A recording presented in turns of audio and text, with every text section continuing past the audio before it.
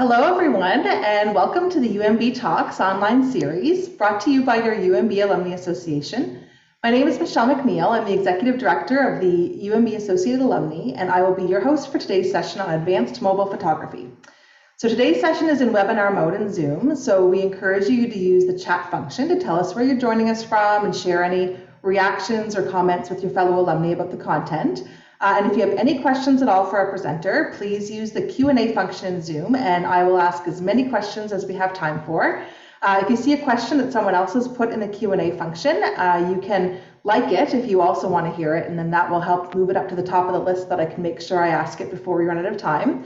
I also have all the questions that were submitted during registration, so we'll be able to work through some of those during the session as well. It is now my great pleasure to introduce to you our alumni presenter for today. Mark Hemmings earned his Bachelor of Arts from UNB in 1996 and has been a professional photographer since 1998, working as a travel, street, commercial, architectural, and advertising photographer. He's also the author of iPhone Photography for Dummies and Android Smartphone Photography for Dummies, and both of those are available at all major bookstores. I also encourage all of you to check out Mark's Instagram. We'll put a link to it in the chat to get a look at some of his photography. So on that note, I will hand it over to Mark to teach us all a little bit more about advanced mobile photography. Thanks, Mark. Thank you so much. I'm really excited to be with you all, and welcome everybody.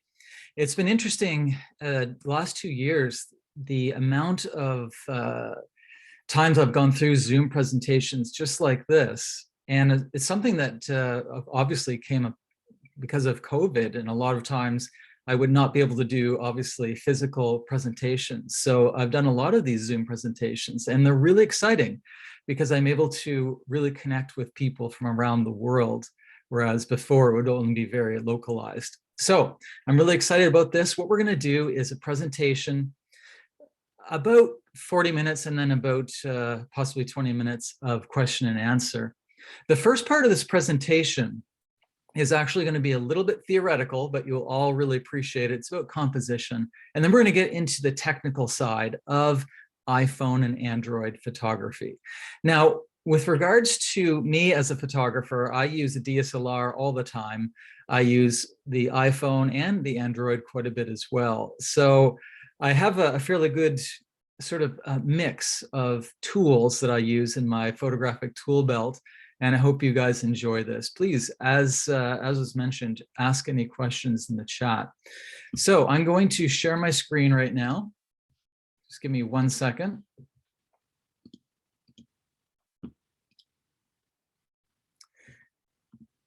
Okay, so the first thing we're going to do is discuss developing your eye. Now, some people have a really good technical understanding of photography. Others have a great artistic sensibility, but have hard with the technicality. So let's take a look at the first thing. I always advise that people understand narrative with regards to photography. Now, a lot of times we just, see a pretty scene, we take a picture, but oftentimes we have more value in our photography if we see our photographs as a bit of a story or a narrative. So take a look at this picture. I took this in San Miguel de Allende, Mexico.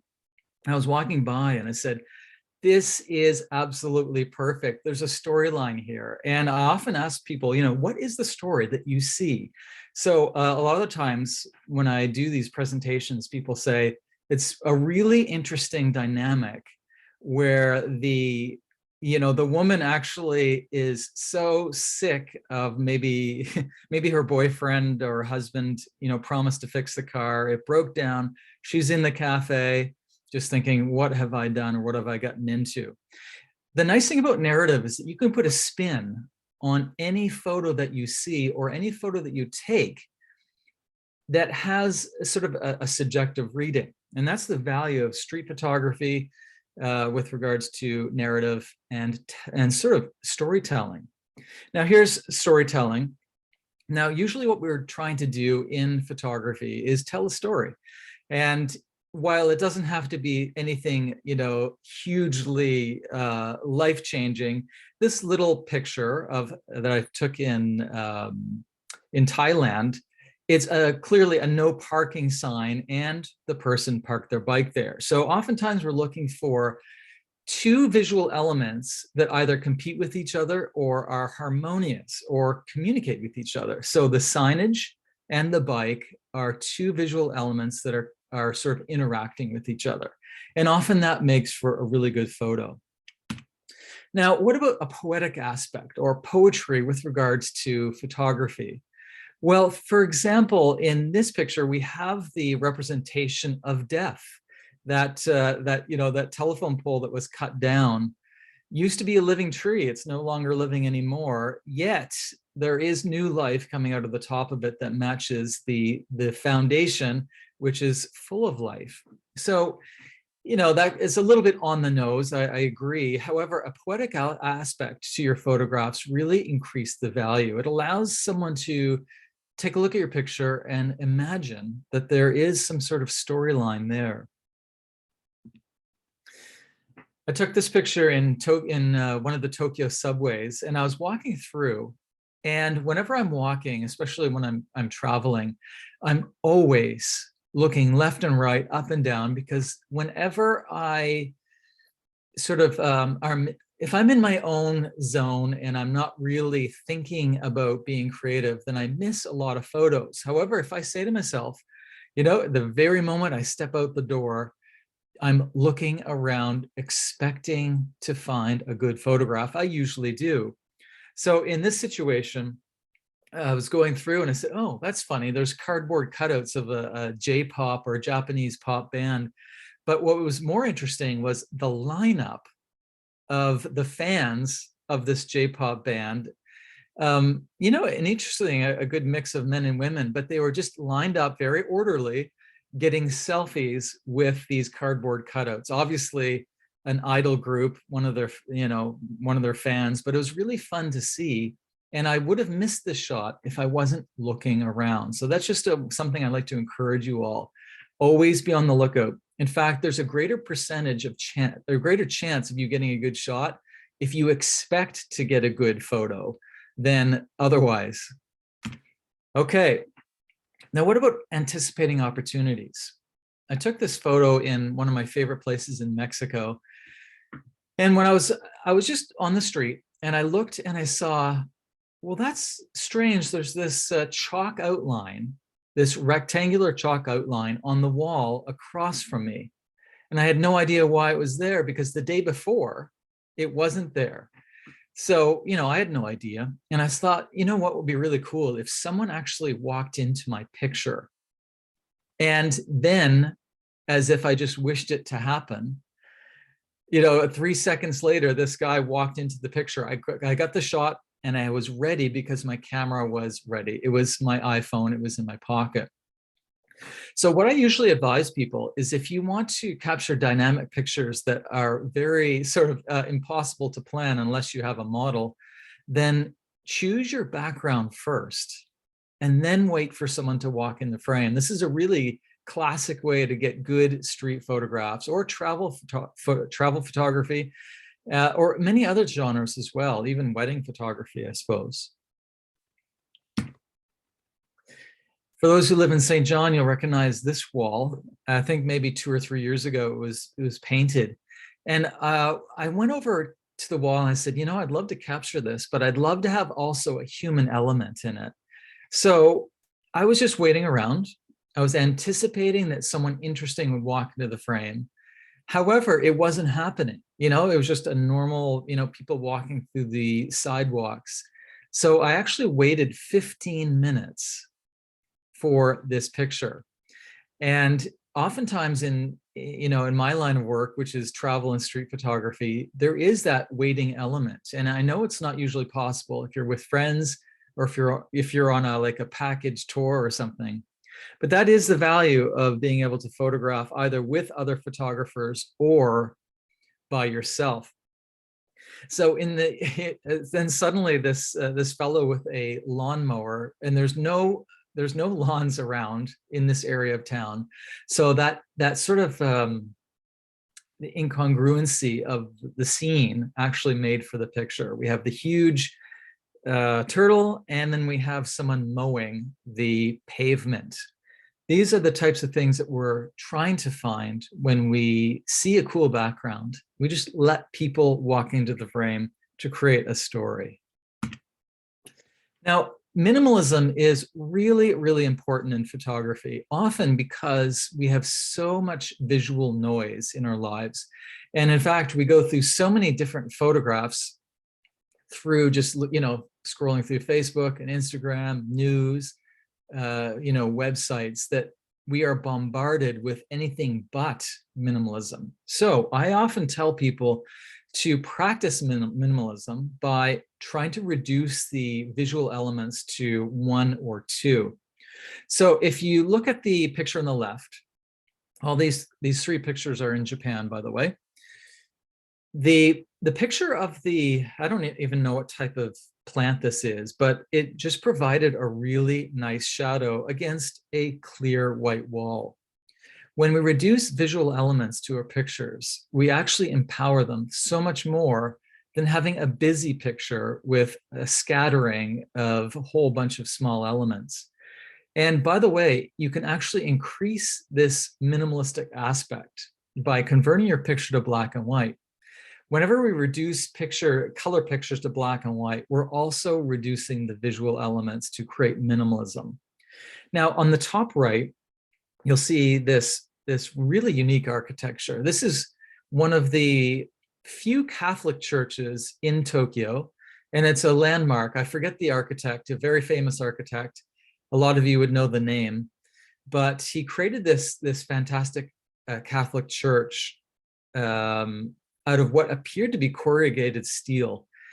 In any case, the problem that I found was that there was, garbage, sort of a garbage can and, parking cones and all those things at the base that I really didn't like.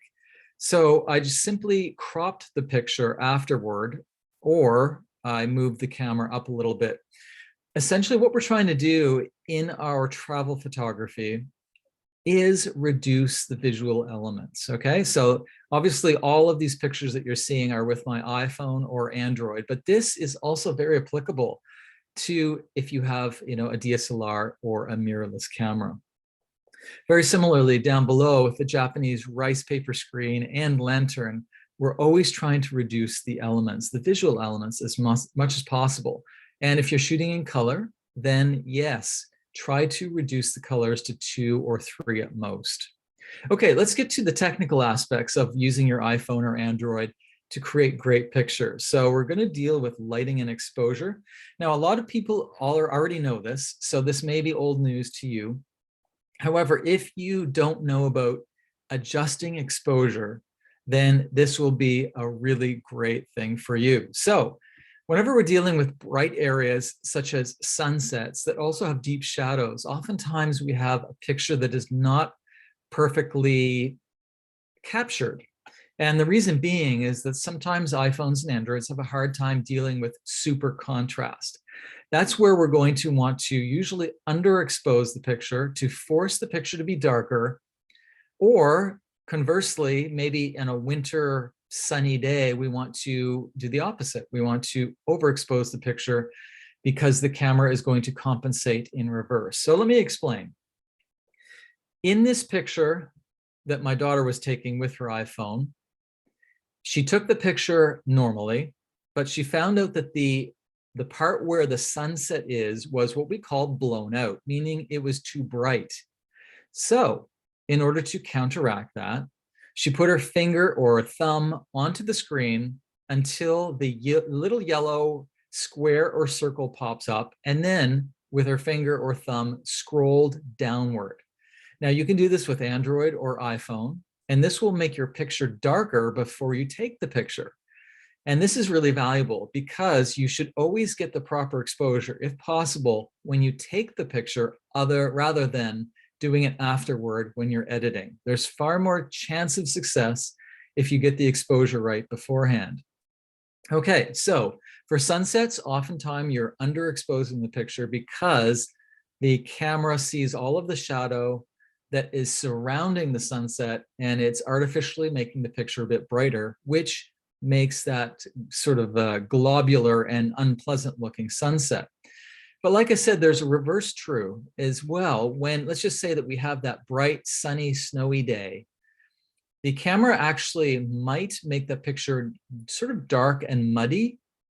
So therefore, we'd put the thumb or finger on the screen and scroll up a little bit in order to retain that white, crisp look. Okay, now what about magic hour? Now you may have heard of magic hour, which is actually a combination of golden hour or blue hour. And let me explain. Now, golden hour is when the atmosphere is wonderfully orange, sometimes red, a bit yellow. And this happens twice a day. Golden hour happens about a half an hour from sunrise and half an hour before sunset. But what about blue hour? Blue hour actually happens twice a day as well. Blue hour is about a half an hour prior to sunrise and half an hour after sunset. Now, why does this happen? Well, it's all about atmospheric particles. So when we have a sunrise or a sunset, the sun is sort of shooting through billions or trillions of atmospheric particles, making everything appear warm. That's why we love to see sunsets and sunrises, because the atmosphere is a warm tone. This is really good for photography, landscapes, for example. Now, how does blue come about? Now, blue is very dynamic and very atmospheric. This happens before sunrise and after sunset, and the whole atmosphere is bathed in this beautiful blue light. And you don't need a filter to get this. This happens naturally. And this is when we don't have any more of that warm light producing those reflective, warm atmospheric particles, okay? So keep that in mind. These are the two perfect times to capture landscape photographs. What about front lighting and back lighting? Now, front lighting is beautiful. There's no, if you take a look at the picture on the left, this is of a probably, I don't know, a cherry tree or an apple tree. However, backlighting is more interesting, I find, because whenever we're dealing with nature photography and backlighting, oftentimes we're photographing trees with foliage or maybe flowers or maybe farmers' fields or something like that. And backlighting is good because there's a certain sense of translucency when it comes to light shining through foliage. So as you can see on the right, when we have the blossoms backlit, they're actually glowing. Okay, so keep that in mind. Now, it's not one or the other, you take both, but just remember, go behind the tree when you're doing nature photography to get that beautiful background glow. Side lighting is great, especially for things like cars. If you ever have, if you have a classic car, for example, you want to photograph it, I wouldn't advise front lighting. I would advise a type of side lighting, because then you can actually capture the light that falling on the curvatures of the vehicle. So if you take a look at this classic, I don't know what it is, maybe an Austin Mini or something. But in any case, what we have is very low light. So you want to make sure that you have just about when the sun is about to set, and angle the car if possible so that you can actually have that sun wrap around the curves of the car, and you'll get some great results. Now, diagonal light, this is really fun. This is when the light comes down at a 45-degree angle, and especially if you can capture it through trees or through buildings. Like, I asked my friend to stand in the light, so her face was illuminated perfectly, and the rest of the scene was in shadow. Now, this is really, really good for portraiture, and it's not, of course, limited to DSLRs, mirrorless. It's really effective for iPhones and Androids. The only problem is that you'll have to keep in mind you may need to underexpose the picture. And the reason being is that if you have your face illuminated, like the model or your friend face is illuminated and the rest is dark, the camera might compensate automatically and make the whole picture brighter. If that's the case, then the face of your friend or your model might be too, what we call blown out, too bright. Therefore, you would automatically reduce the exposure by doing that same technique that I mentioned before. You put your finger on the screen, hold for about 3 seconds until that little yellow square or circle pops up, and then you will underexpose by scrolling your finger down on the screen. And then you will have a well-exposed face. Now, what about harsh light? Usually in photography, often we're told to photograph during the magic hours, just like we talked about. So that would be the warm tones of, sunrise and sunset, because the light is soft, the atmospheric is soft, and it looks so good for portraiture. But what about noontime? What about, harsh light? Harsh light's fantastic for certain circumstances. So for example, I took this picture of the classic VW just coming out of a deep shadow. And I absolutely love photographing in harsh light. It's really good for fashion photography, but it's terrible for family portraits and weddings, FYI, but really good for certain, other types of dramatic images. The only issue that I would suggest, if you're going to be dealing with harsh shadows like this and direct sunlight, is that you pre-focus and pre-expose. Now, what does that mean?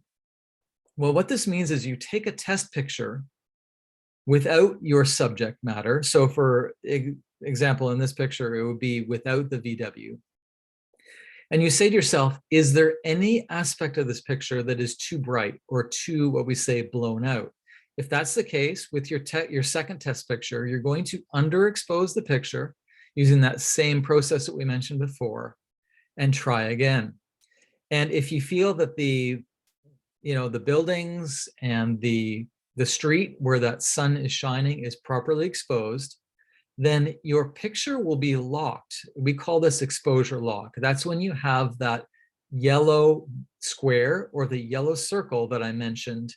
And what's going to happen is that exposure is going to stay locked for all of the remaining pictures that you take. This is very valuable because after I took a picture of this VW, some other cool cars came through the picture. I was able to get them as well. So one thing that I really want you all to take away from this is that exposure adjustments for your iPhone or Android is really quite critical to getting consistent, artistic, and well-exposed pictures. Now in iPhone, you're going to see a yellow AE/AF lock button. That's after you hold your finger down on the screen for 3 seconds. And Android, it's the same. Now for Android, you're going to see a circle. Usually it's going to be a yellow circle, and it may say autofocus lock or something like that, but it doesn't matter what it says. As long as you see those circles or those squares in yellow, that means that you have a lock on your focus and you will be able to consistently take good, well-exposed pictures. Okay, now what about silhouettes? Silhouettes are fun and very artistic. In the middle of Mexico, in Guanajuato State, where I go to each winter, we have, there's this massive statue, very similar to the Christ the Redeemer statue, I think in Rio de Janeiro, but this is called Cristo Rey, a massive statue of Jesus. And I said, this would be fun, not only fun, but actually it would tell a story, to compose the sun so that it's behind the head of the statue. Now, this works on a number of levels. One is it creates an automatic silhouette. Now, a silhouette is where the subject matter is dark or black because there is no frontal illumination, no front light. So if the light is coming from behind the subject and you are sort of photographing the subject where you're looking into the sun, the subject's going to be dark. This actually worked well for this picture because the sun turned into a halo, which of course is a very popular motif for Christianity, especially Catholicism. So this works as a really good, what would you say, poetic or storyline type picture. And you don't need to deal with any exposure adjustments because automatically you're going to get a silhouette. You can try this with people as well. Now, of course, you don't want this for like a wedding or a family portrait type scenario, but for artistic pictures, it's very, very useful. Now, what about balanced light? Each year, I take people to Japan to do my photo workshops. And this is a place that I go to often because it's such a good study on balancing light. This is one of the castles in Japan called Matsumoto Castle in the province of Nagano.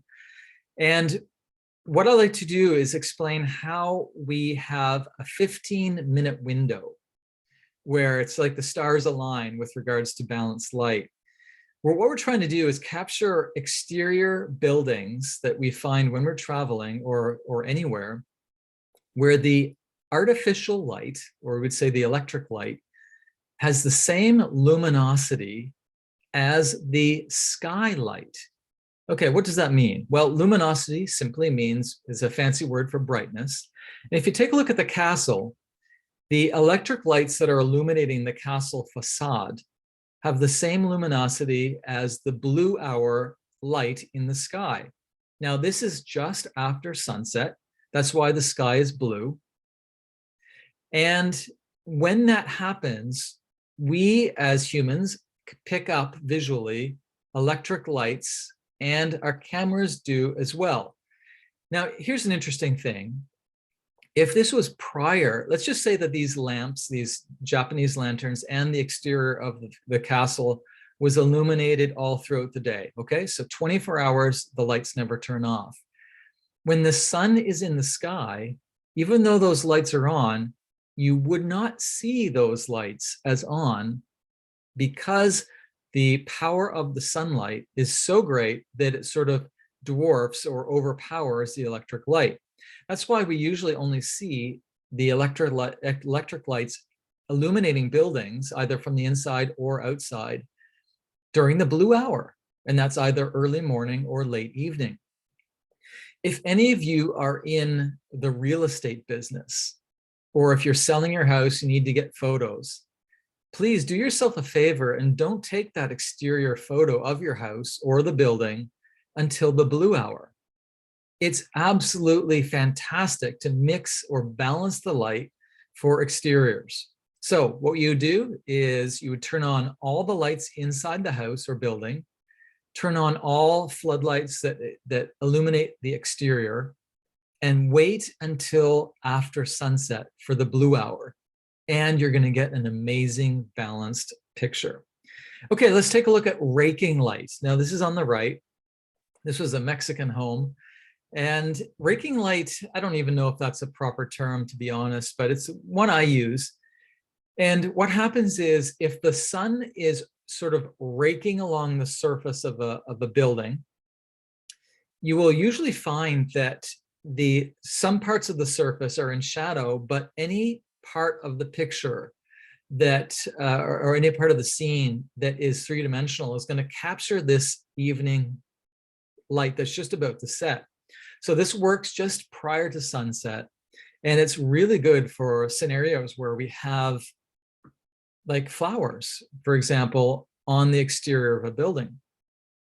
So the light is coming in at a very slight angle. As you can see, the door is actually in shadow. That's why we have this sort of raking light effect that is so beautiful. And you can find this all the time when you're traveling. Now, what about diffused light? Diffused light is absolutely fantastic if you're into nature photography. Now, if you use a DSLR or a mirrorless camera, you usually have far more opportunity for getting proper exposure because the sensors on your cameras are much bigger than an iPhone or an Android. However, if you use an iPhone or an Android and you love flower nature photography, what I suggest you do is that you get some sort of diffusion material. Now, vellum paper is something that you can buy at any art store, and this will allow the direct sun to shine through that vellum paper and diffuse the flowers that you're photographing. Or better yet, they're called 3-in-1 or 5-in-1 reflectors that you can buy at any camera store.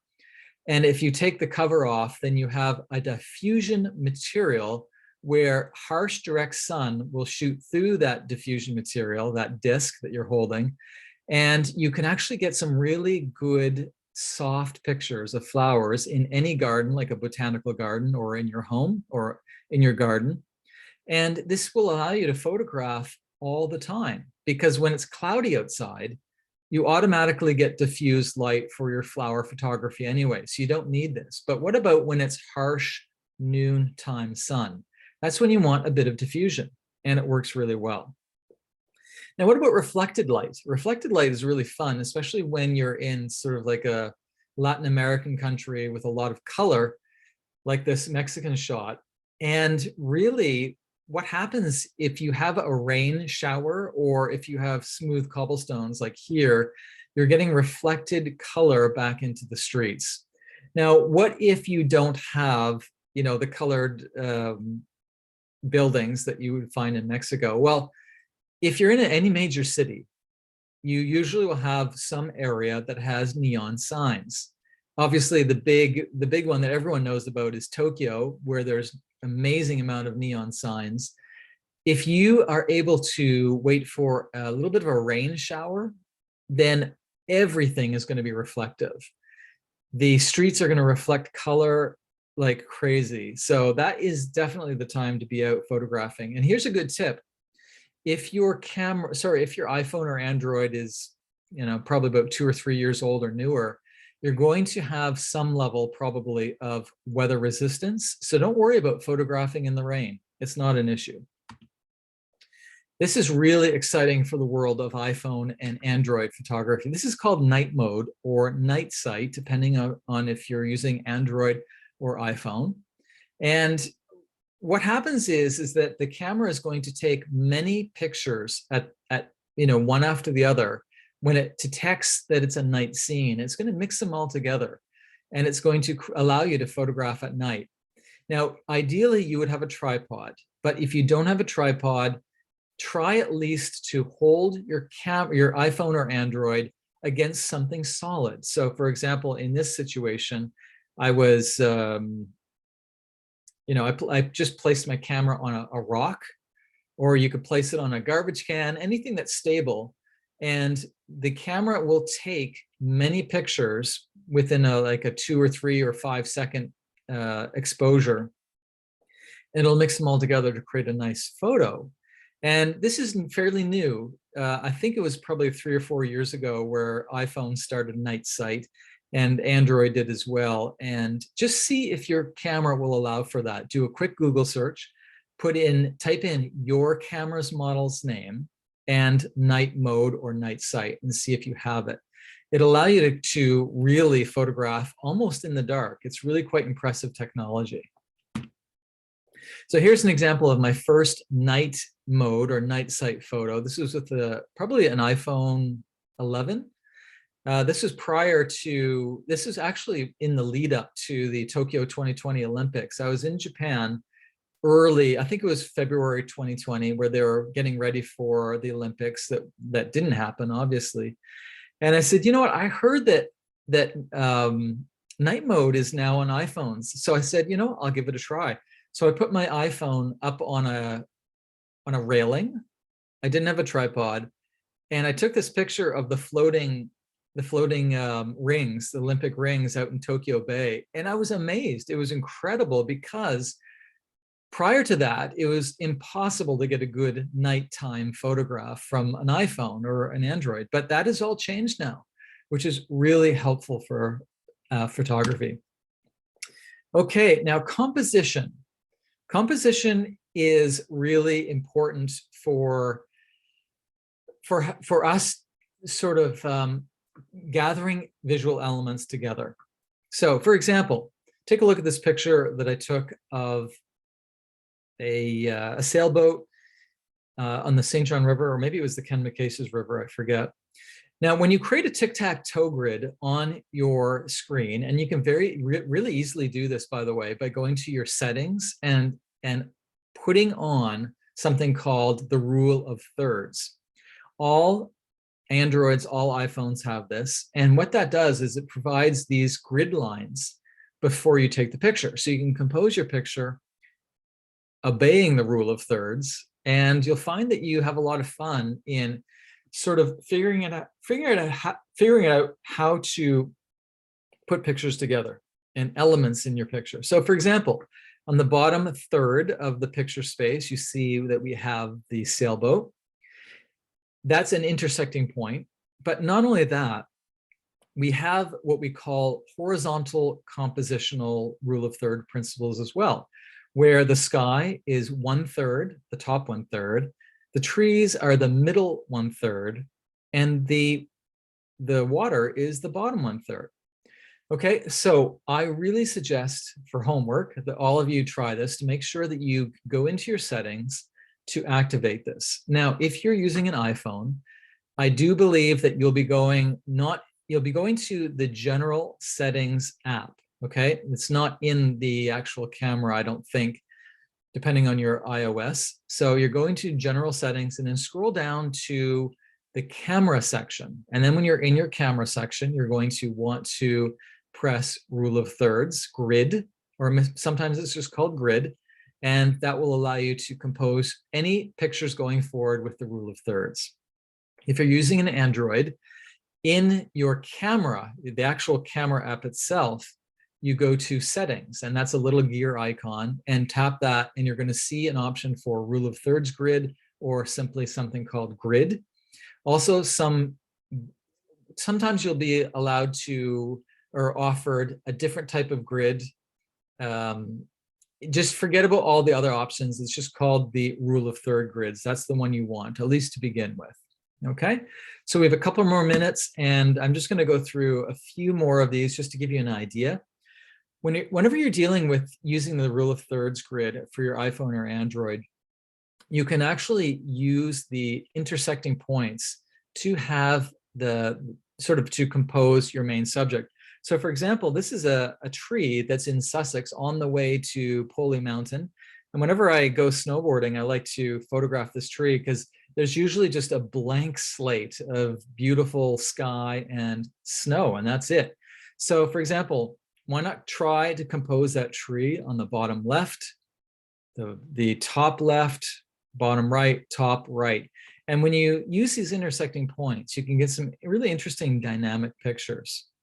Also, there's something called the L frame or the L thirds composition. If you take a look at this shot from Fredericton, on the left, we have a vertical tree, and we have the horizontal train bridge. And this provides sort of an L composition. And what about the picture on the right? This was in St. Andrews. At the bottom intersecting point on the left, we have that large stone. And at the top intersecting point on the right, we have that tree. So these are ways that you can use your intersecting points to really get dynamic pictures and to figure out how to put all of these various elements together. Now, here's an example of what we call the L frame composition, where we have a vertical line of blue. This is a Mexican house, and that would be 1/3 of the picture space, vertically speaking. We have the top 1/3 of green, and then we have this square of yellow. So this would be a classical composition that is, I find, quite pleasing. And because there's only 3 visual elements with regards to color, that would be green, blue, and yellow, it's really a real sort of like a pleasing type picture. By the way, whenever you have empty space like this, we call it negative space, and it's really good for text.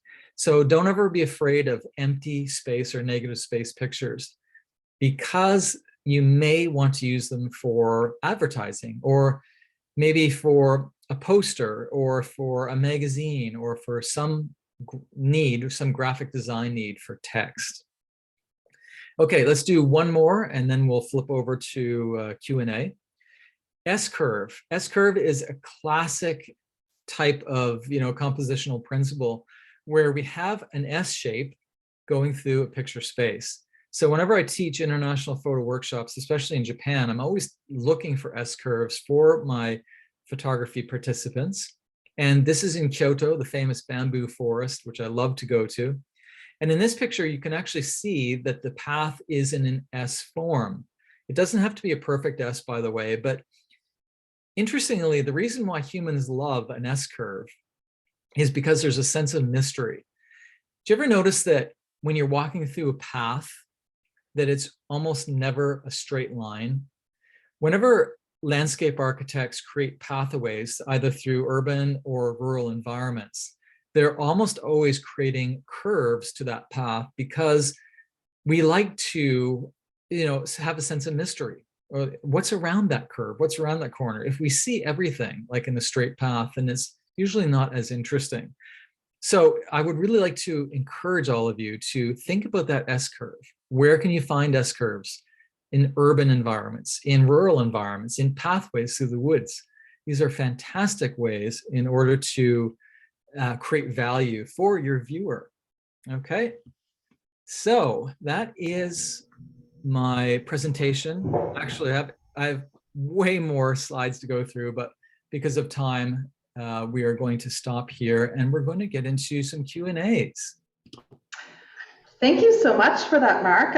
Whenever we do these webinars, I'm always happy when I come away with one or two tips or new things that I've learned, and I learned way more than two, but I have to say for all the photos I've taken, I had no idea about the grid, and so that is now enabled on my phone, so thank you for that.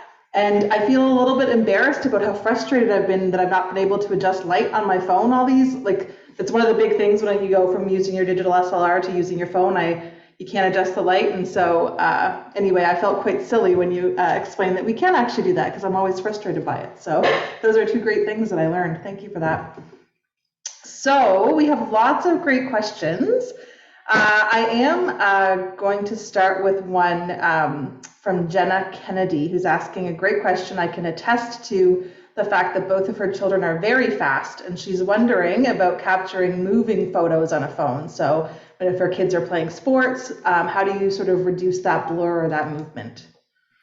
Yeah, I'm happy to answer that. And I think additionally, if not in that question, but someone else asked, what if you yourself are moving as well? Yep. For example, running along the sidelines, trying to capture, your child in the soccer game.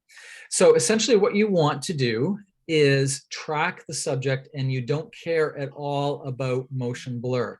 Now, often in photography, we always want to be perfectly still, so we hold our phone really still.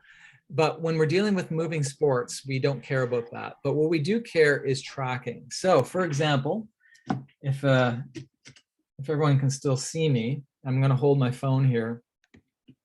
And what you're going to be doing is following the child or the bicyclist or whatever, and we're tracking them almost like someone, I've never done this, but skeet shooting, when they throw up the Frisbee and you shoot it with a rifle, it's the same principle. We're photographing or we're tracking along. And interestingly enough, if the person is going fast enough, the background will have this pleasing blur, but the child or the athlete will be good and sharp.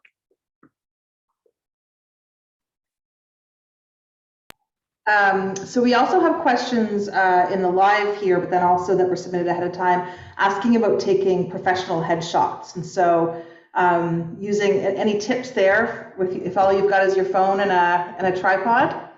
Yes. So with regards to portraits on iPhone or Android, it's very doable. In fact, you can get some great results. So these days, 3-lens Androids and iPhones are very popular, 2-lens iPhones and Androids.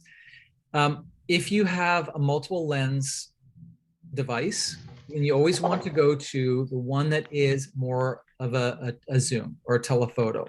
Don't use wide angle. Don't use your wide lens for people. They don't look good. They turn out to be very bulbous looking. That's the first step. The second step is that almost all iPhones and Androids have a portrait mode, which will create a background blur. So take a look at your phones if you have them right now and see if you have portrait mode. Most likely you do. So whenever you take a normal picture, it's called photo. You also have video, you have slow motion, you have time lapse. You also probably have portrait. Tap that and take a picture of your friend and you're going to see a background blur. But that's not everything. There is an app called Facetune. That's Facetune. And Facetune is really good for softening skin. Now, facial features. Now, if you photograph yourself or your friend in poor light, then this Facetune app can actually help, mitigate those poor lighting scenarios. All right, so you're transitioning well into the next question. We have a number of questions that were submitted about apps that people can use on their phones. So some people asked about apps on Android, and other people asked about apps for iPhones. So any preferred apps that you use? Yes, and if everyone wants to write these down or put it down in your notes app, the best app in the world, and I would challenge anyone to come up with a better app, is Adobe Lightroom CC. You can get a free version, no cost. All you have to do is sign up with Adobe. It's safe. Adobe is a very safe company to sign up with. It is the gold standard for photography apps. It works on Android and iPhone. I use it every single day, and it is a gem. I don't know what I'd do without it. Can you say that one more time, Mark? Yeah, sure. It's Adobe Lightroom CC. Now that CC stands for Creative Cloud, and it's essentially just take a look for Lightroom and you'll find it. Yeah. Now a couple others. Any of the Adobe products are amazing. So that would be Adobe PS Camera. PS stands for Photoshop. So that's PS Camera, and also Adobe PS Express. That is an extremely good app, PS Express.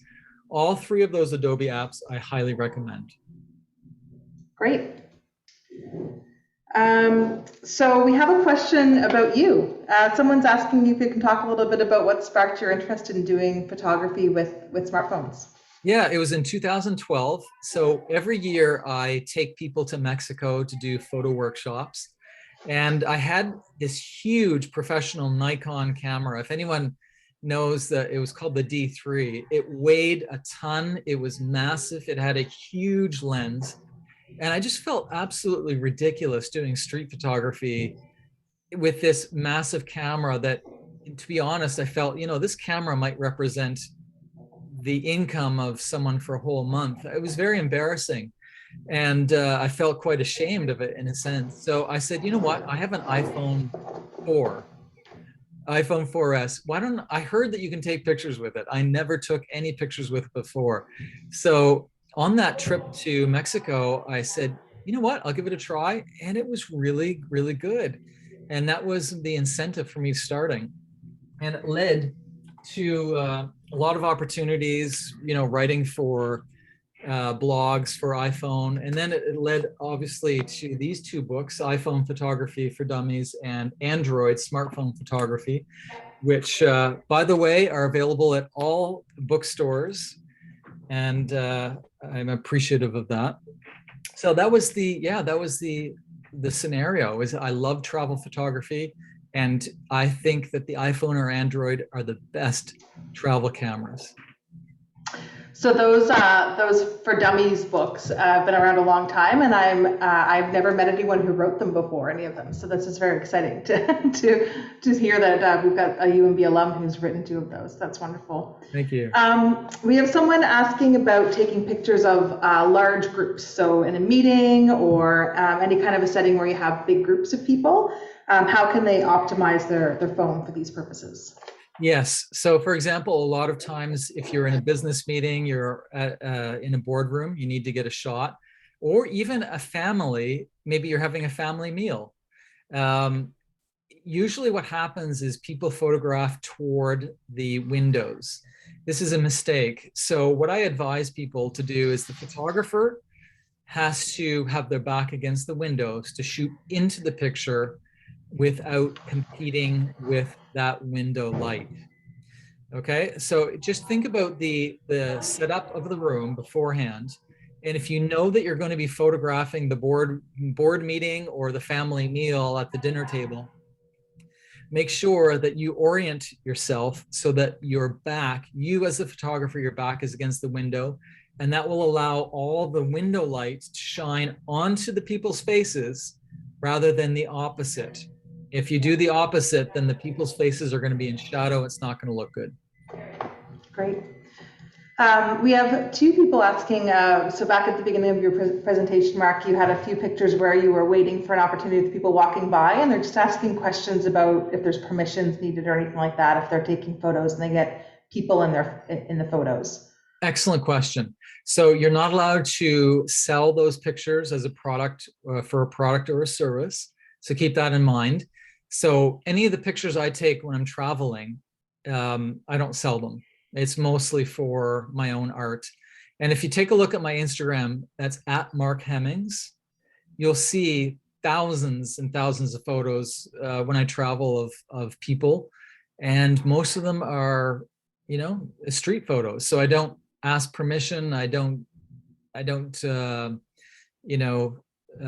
get model releases. I don't do anything with them because I'm not allowed to. That would be against the law.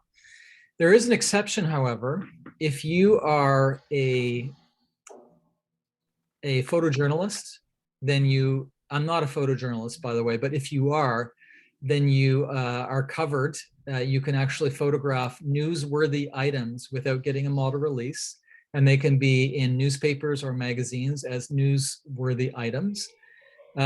However, there is for me at least, I have a very high level of sort of an ethical standard where I don't photograph anybody in an awkward or embarrassing or negative light.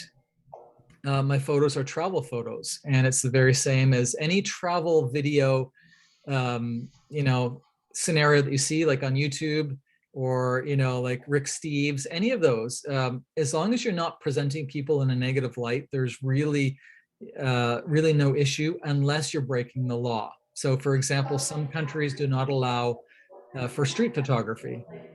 So I just don't do it there. Yeah, being aware of the rules wherever you are is probably a good tip for sure. We do have Neil asking if you have a favorite location for travel photography. Yes, Jerusalem. Jerusalem is, I think, the richest 2 square kilometers in the world for street photography or travel photography, for that matter. It's unbelievable how so much visual content is packed within that walled city. It's I've been there twice already, and it's so full of the most amazing visual scenes. But not only that, but you have the smell of spices in the souk market. You have the sounds, and it's my favorite place. Well, that's great. I wasn't expecting that answer. That's fantastic. You've just added a place to my bucket list now. So Bruce is asking some questions, not really about mobile photography, but a little bit more in general about photography, asking if you have a preference between mirrorless or DSLR cameras, and what would the difference be for photographers? Yeah, I love that question. So I have sort of a tiered response to that. My commercial photography or my advertising photography is with a DSLR. My street photography is with a mirrorless. That would be a Fujifilm X100V. I also, for street photography, use my iPhone Pro, X, and also I use a Sony RX100-7. So it just depends on what genre I'm doing. So yeah, I use a large Nikon DSLR for any advertising jobs with clients. But other than that, it's usually my Fuji, iPhone, or Android.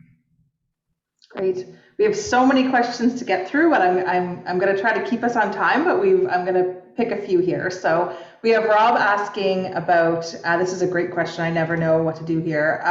When to use or not use the flash on your mobile device? Excellent question.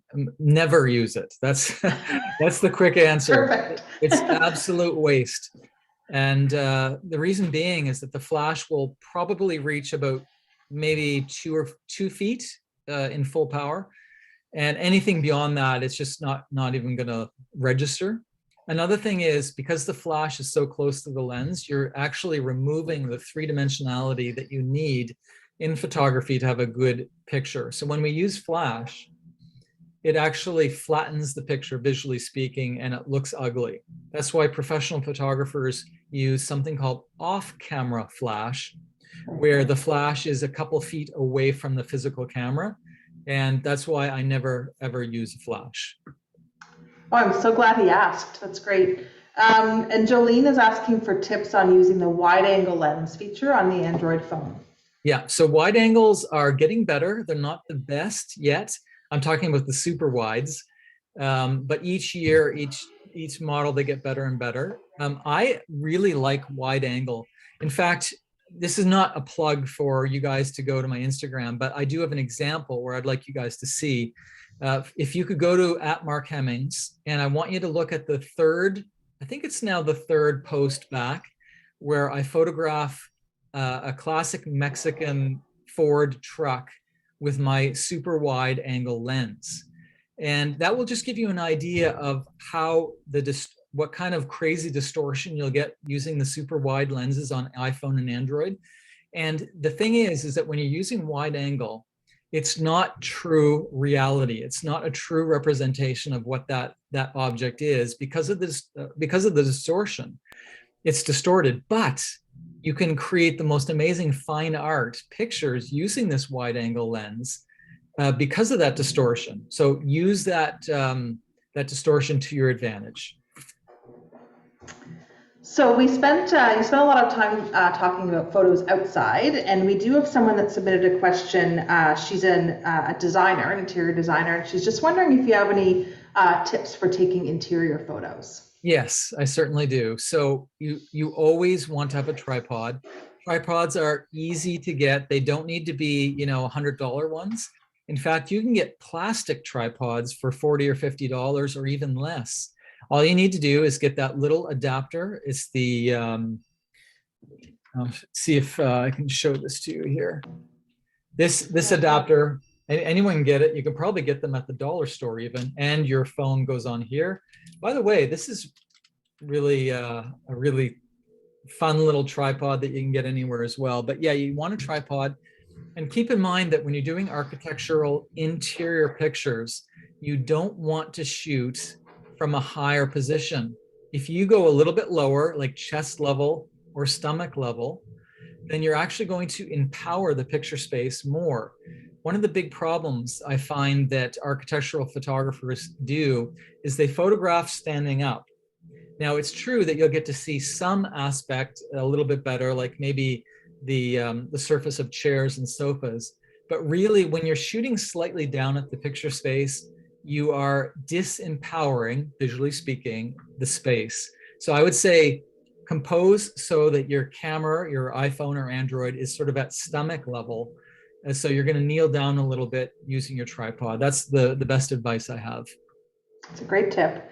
So I think there's only two more that we haven't touched on in some way, either through your presentation or the questions. And so one of them is asking a question about capturing a full moon on their camera. And so I know you talked about the night shot. I'm not sure if that plays into this at all, but I thought it was a great question, trying to capture that full moon on the camera. I love that question. Yeah, and I've done a full moon shot as well. At this point, I can safely say that there's only two phones that can actually pull this off, and that's the Samsung Galaxy S21 Ultra or the Samsung Galaxy S22 Ultra. Now, the reason being is that the S22 or S21 series have what's called a 240 millimeter zoom lens. Now, this is an amazing lens, and I'm really impressed because not only do you have that 240 millimeter lens, which can really zoom in, but you also have an artificial zoom called 100x zoom. So I photographed a full moon with the Galaxy S21 without a tripod. And interestingly enough, not many people know this, but the moon is incredibly bright. It's insanely bright, so much so that you often don't even need a tripod as long as you zoom in enough. So with that camera, with that Galaxy, you can actually get really good moon shots. But to be honest, I've tried many other ways, and at this point, it's only the S21 or S22 that I've had success with. All right. And so the last one also I'm interested to hear the answer myself because I struggle with this one. So how do you avoid seeing your own phone in the picture when you're taking a picture of something from above? Now, I believe that what the person's referring to is the shadow of the phone. Is that correct? So, for example, I do know, like, let's just say that we're doing a vertical shot of maybe like a good meal for Instagram or something. And often what will happen, because the light is coming from above, there is a shadow being cast underneath the phone where you will actually see that shadow of your phone on the subject matter that you're photographing, like maybe a plate, a food or something like that. The problem is that you're photographing with light that's coming from the ceiling. You have to avoid that. Turn off that light and only photograph with window light, okay? Now, when you're photographing with window light, you will orient yourself so that you are facing the window. And when you do that, you'll actually avoid the shadow of your phone on that subject matter that you're trying to photograph. I hope that makes sense.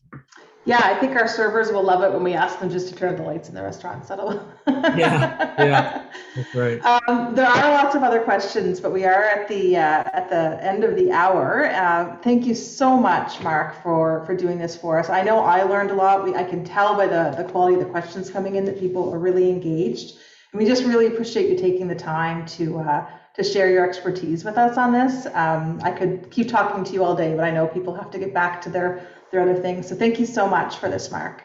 Great. And I'd just like to say that all of you are welcome on any of my photo workshops. The next ones are in Ireland, Greece, Spain, Japan, Mexico, and a few others that are in the works. And all of them can be found at markhemmings.com. That's my website. I'd love to see any of you on any of those international photo workshops.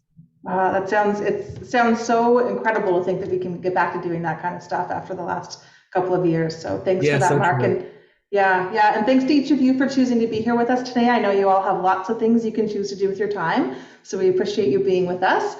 Thanks to the team in the Alumni Office who put all of these sessions together, particularly Mary, Diane, and Tash, who make sure that these go off without a hitch.